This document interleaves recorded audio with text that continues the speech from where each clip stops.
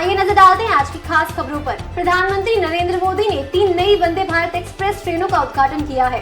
ये ट्रेनें चेन्नई एगमोर से नागरकोइल, मदुरई से बेंगलुरु छावनी और मेरठ से लखनऊ के बीच चलेंगी, जिससे क्षेत्रीय संपर्क को बढ़ावा मिलेगा। हिमाचल प्रदेश में आर्थिक संकट गहराता जा रहा है। मुख्यमंत्री सुखविंदर सिंह सुक्खू ने घोषणा की है कि राज्य की वित्तीय स्थिति को सुधारने के लिए अगले 2 महीने तक वह और उनके मंत्री अपनी सैलरी नहीं लेंगे। इन्फोसिस और नवीडिया ने मिलकर टेलीकॉम ऑपरेटर्स के लिए जनरेटिव AI सॉल्यूशन विकसित करने की योजना बनाई है। इस साझेदारी का उद्देश्य टेलीकॉम क्षेत्र में नई क्रांति लाना है। केंद्रीय महिला और बाल विकास मंत्री अन्नपूर्णा देवी ने शी बॉक्स पोर्टल लॉन्च किया है, जो कार्यस्थलों पर यौन उत्पीड़न की शिकायतों को समाधान करेगा। ACIFF अंडर-20 चैंपियनशिप्स के फाइनल में बांग्लादेश ने नेपाल को हराकर खिताब अपने नाम किया। यह जीत बांग्लादेश के फुटबॉल इतिहास में एक मील का पत्थर साबित हुई है। लापता विवादों के पीड़ितों के अंतर्राष्ट्रीय दिवस पर भारत ने भी अपनी प्रतिबद्धता जताई है। इस दिन का उद्देश्य दुनिया भर में हो रही गायबियों पर जागरूकता बढ़ाना है। भारतीय रिजर्व बैंक ने साल के अंत तक डिजिटल मुद्रा का पायलट प्रोजेक्ट शुरू करने की घोषणा की है। यह डिजिटल करेंसी वित्तीय लेन देन को और आधुनिक बनाएगी। भारतीय शेयर बाजार में बड़ा उछाल देखने को मिला, जहां सेंसेक्स 500 अंक बढ़कर 65,200 पर बंद हुआ।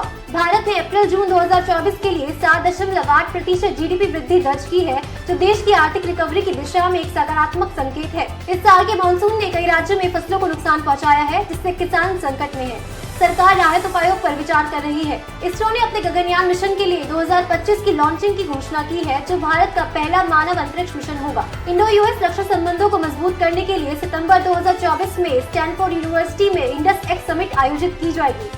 भारतीय सरकार ने अक्टूबर 2024 से डिजिटल एसेट्स पर नए टैक्स नियम लागू करने की घोषणा की है, जिसमें क्रिप्टो करेंसीज और NFTs शामिल है। असम में बाढ़ ने हजारों लोगों को विस्थापित कर दिया है। राज्य सरकार ने राहत कार्य तेज कर दिए हैं। दिल्ली सरकार ने प्रदूषण नियंत्रण के लिए सख्त उपायों की घोषणा की है, जिसमें वाहनों पर प्रतिबंध और जुर्माने में वृद्धि शामिल है। सुप्रीम कोर्ट ने केंद्र सरकार को महिला आरक्षण बिल को जल्द लागू करने का निर्देश दिया है, जिससे महिलाओं की राजनीतिक भागीदारी बढ़ सकेगी। सरकार ने नई शिक्षा नीति 2024 के रोल आउट की घोषणा की है, जो कौशल विकास और डिजिटल साक्षरता पर केंद्रित होगी। देश में ईंधन की कीमतें एक नए उच्च स्तर पर पहुंच गई है, जिससे आम जनता और व्यवसायों में चिंता बढ़ गई है। भारतीय कोविड-19 टीकाकरण अभियान में नए बूस्टर डोज शामिल किए गए हैं, जो कमजोर समूहों के लिए उपलब्ध होंगे। एशियन गेम्स में भारतीय खिलाड़ियों ने ऐतिहासिक प्रदर्शन किया है, जिसमें एथलेटिक्स, कुश्ती और बैडमिंटन में स्वर्ण पदक शामिल है। यह थी आज की प्रमुख खबरें। ऐसे ही अपडेट्स के लिए बने रहिए एवरीडे इंडिया न्यूज के साथ। धन्यवाद।